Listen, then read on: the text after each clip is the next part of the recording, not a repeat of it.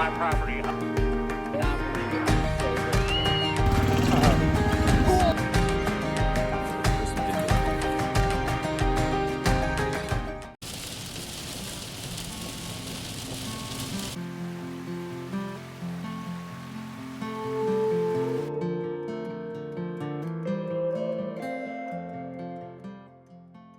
Hi guys, we've been at the property for a while now.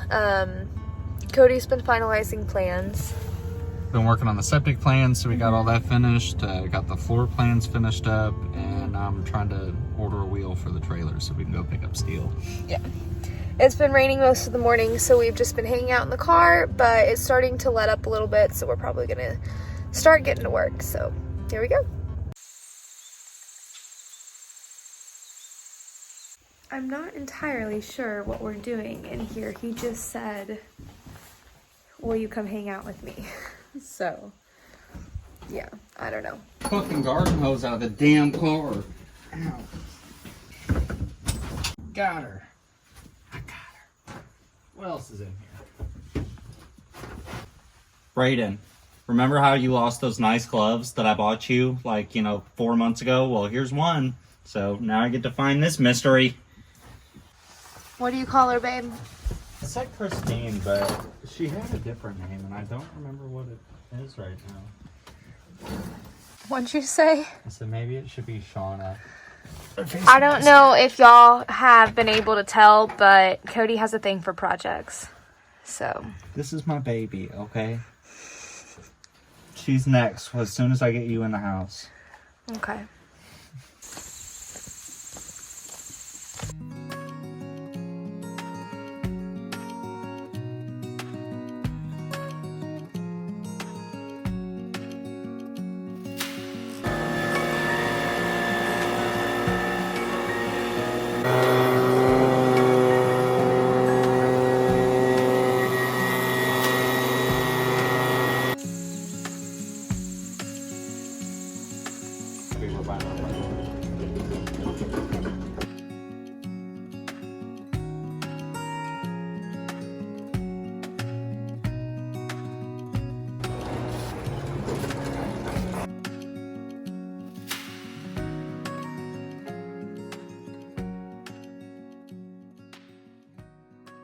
So right now I'm just kind of sealing the gap in between these two containers along the wall with some expanding foam. We're still going to grind this down and then weld a plate over it, so it's basically one big beam now. So another thing, people were also wondering why the containers don't touch and there's a gap in between the two. It's actually because on shipping containers, the corners on the outside of them actually stick out a little bit farther than the container walls itself, because the containers are the corners are basically the entire structure for the containers. So whenever they get stacked, all the weight from the next container above it all goes into these corner I-beams right here. That's why when you see a lot of shipping container homes that are all different, like Willy Wonka shapes, they're not always structurally sound, because shipping containers aren't made to sit like that. They're made to sit. Yeah, so whenever you do those kind of things, you have to account for the fact that the middle of the container isn't built to hold any kind of weight on top of it. It's really just a roof and a wall. So you have to, take extra precautions to add extra supports and foundation. So since we don't really need to do this, but since we don't know if we're going to end up adding a second story or not, and if we do, it's most likely going to be a wood frame and not additional shipping containers, we're going to go ahead and add some steel reinforcements inside our walls. So we're going to put 2x2 11 gauge steel running from the floor to the ceiling I-beams, and probably, 6 foot increments. And then we'll actually have a center support hidden in one of the walls over there that supports the roof itself.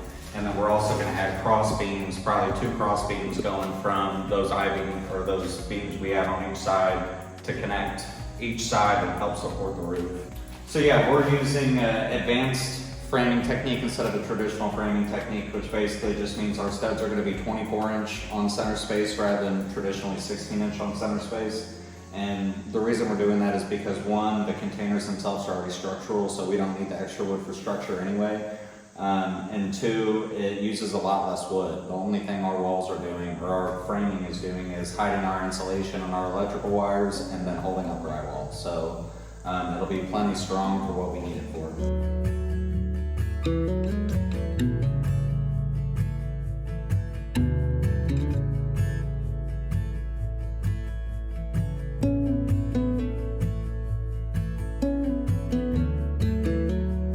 What are we doing? Going to Lowe's.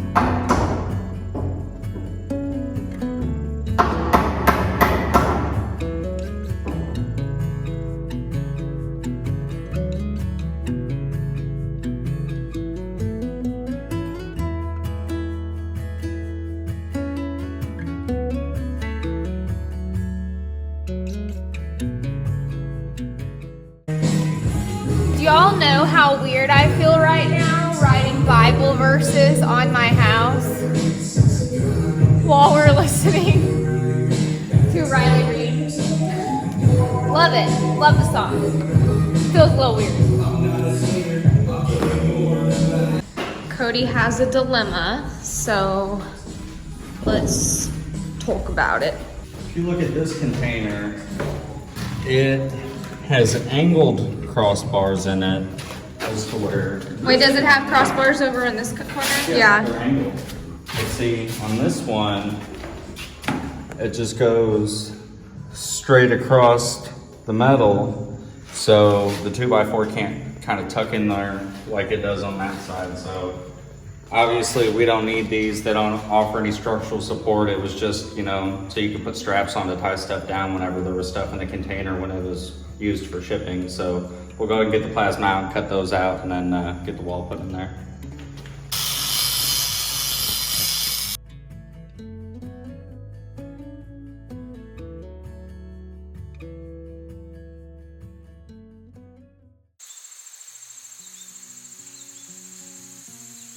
Oh, it's Monday, so, and it's Labor Day, so the county's closed, so we can't get approval for our final septic, so we can't start on septic yet. Can't get steel too. The steel yard's closed, so we can't go buy steel to frame out for the doors or windows or anything. So Or basically, any of this. walls are the only thing we can really do right now. So we're trying to get all the walls put up. So right now I'm working on finishing this piece for our sliding glass door, and we'll have 3 walls done. Yeah, so not everything. This project will probably be put on a pause, and then we'll probably start another project as soon as we can get 2 permits for the septic and then steel, but for right now, this is what we're doing.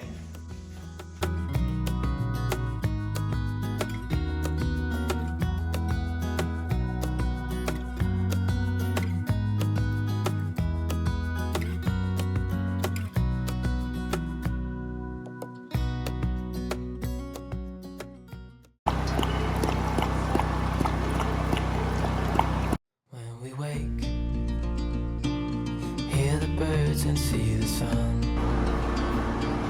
Side by side our fears are done. All the good times just begun.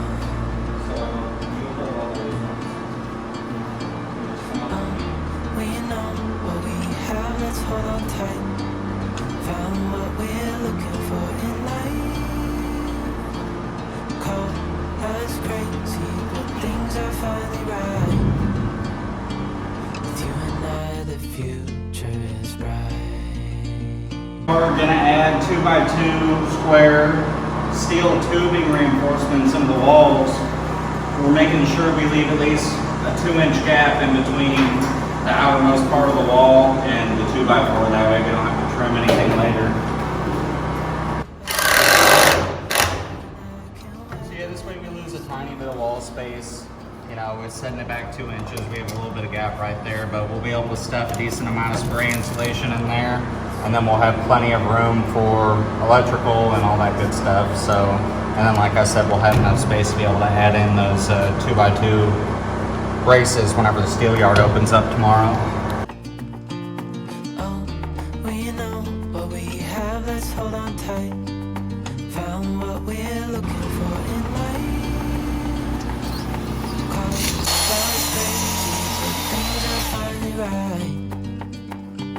With you and I, the future is bright. There we have it, folks. What do you need?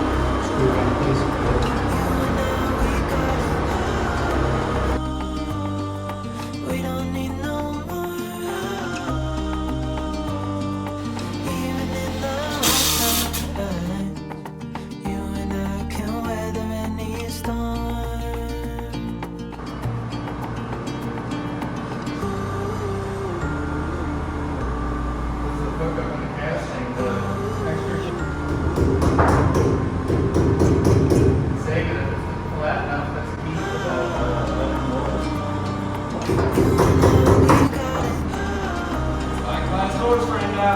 We don't need no more. Even in the hard times, you and I can weather any storm. Y'all, we got this side of the container Bam! done. So no electrical, no plumbing, no windows cut out yet, but as far as the wood, got it up. So one step closer.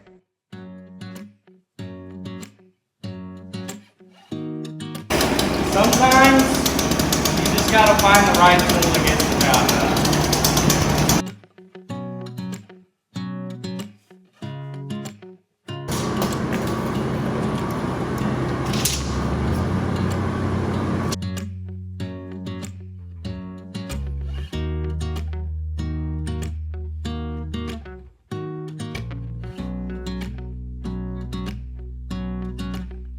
Alright, so I think since last time Summer took video, so far I've gotten this wall put up, and then the wall over there, and then this wall over here. So that is basically the wall in between our bathroom. The bathroom is that corner over there, and then this over here will be the bedroom. So, and the reason that door frame is so large is because we're actually doing pocket doors. So the pocket door frame will be on the left where Summer's standing, and then the door opening itself will be on the right. So yeah, we got that done. We got the other part of the bedroom wall put up. It's just kind of held in place with a couple screws right now. We are gonna take it down and seal around the doors, the metal container doors, whenever we get the front door cut in. That way we won't open those doors anymore, but we want to get those closed and sealed, and then we'll screw that wall into place permanently. But yeah, and then we also have the sliding glass door framed out all the way. We are adding a window right here, so we will actually have to cut out and frame that. But yeah, we just figured out our window situation yesterday. So he has to come out. Can we talk about? Let's talk about permits for a second. We'll end this video talking about permits and inspections. So basically, once the sanitarian looks over our paperwork, he'll approve or deny it. He should approve it because we've already talked with him a bunch about it. But he'll approve it.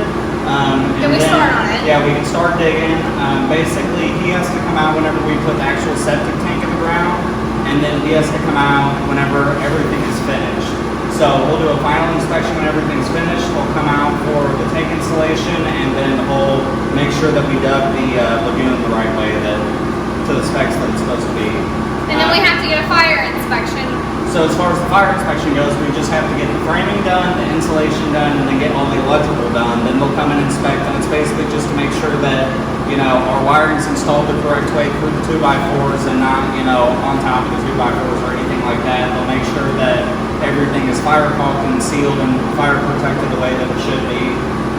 And then after that, then we'll put up drywall, paint, do all the finishing touches, install smoke detectors and all that. And then once it's basically done, they'll come out and do a final inspection just to make sure that, you know, we've sealed all the drywall and have smoke detectors and all that. So to answer a couple other questions that we get is what kind of insulation we're going to use, and we're using Closed cell spray foam. It's a little pricey, but for containers, it's a lot better. It doesn't take up a whole lot of space, and it has great R value, great insulation properties. So. And we will have a HVAC system. We're going to rig it a little differently. Yeah. Also, with the closed cell foam, it's actually better for containers because that way, for now, until we get the siding on, we have the sun just hitting inside the container. So having the big temperature differences, we would have the walls sweating, and we don't want mold or moisture inside the walls. So with the closed cell, it can't absorb any moisture, it won't sweat inside the walls, so we won't have to worry about that. And then we also got a couple questions on if we can get homeowners insurance and if we're going to be getting homeowners insurance, and yes. Yeah, we do have a builder's policy, just in case anything were to happen or, you know, our neighbors decide to go crazy one day. So we have that. We did get a quote for homeowners insurance, so we know that one, we can get it, and two, that it's not that expensive. Yeah, especially it's because actually about half the cost of what our old house in Texas was. And it was twice the size of the house. Yeah, and a lot of that, or a lot of what helps us with that pricing is the fact that it's a steel building, so it's a lot more sturdy, it's more fire resistant, and yeah. So yeah. One day maybe we should do pros and cons or like misguided assumptions about shipping container homes. Yeah, there is pros and cons. If you've never done metalworking before, it's definitely going to be a lot of a learning process and a lot of work. Luckily for me, I'm a mechanic. I like to fabricate and weld and stuff like that, so I already had the majority of the tools I needed to do it, and, you know, at least a little bit of experience on that. Very last thing that people ask about is property values, if we're tearing down property values or what our property value is going to be. And actually, our house is going to look just like any other house. We're actually not really keeping many shipping container elements to our home. So whether we sold it as a one bedroom or we added an upstairs, we're gonna make our money back pretty good on this property. I'm a real estate agent. I think that a lot of people, when they talk about property values, they forget about that. We're not dropping anybody's property values. If you were to go around our neighborhood, we're not dropping anybody's property values. One of our neighbors, I mean, there's some beautiful homes in the subdivision. Like some of the log cabin homes. Classic log cabins. Oh my gosh, are gorgeous. But one of our neighbors, especially one of them that gives us a lot of trouble, he has a shipping container that's not even on a foundation, slanted in his front It's yard. 3 foot from the road, just sitting on the side of the road in his front yard. And his shed and barn is just completely destroyed. There's junk all over his yard. roofing and like just bare insulation on the outside of it. So when they come to us about these property value complaints, it just kind of makes me laugh because I would really want you to, you know, worry about your own property. So, but yeah, I just wanted to touch on a couple of our permits because we get a lot of questions on our permits. But that's all we need: a fire inspection, and the county sanitarian needs to come out and do a septic inspection. But yeah, that's pretty much it. Yeah. So what we're going to be working on the next couple of days is just finishing up this framing, hopefully getting our septic permit starting on that. So these videos might be a little mix-matched, but they will start coming hopefully more frequently now.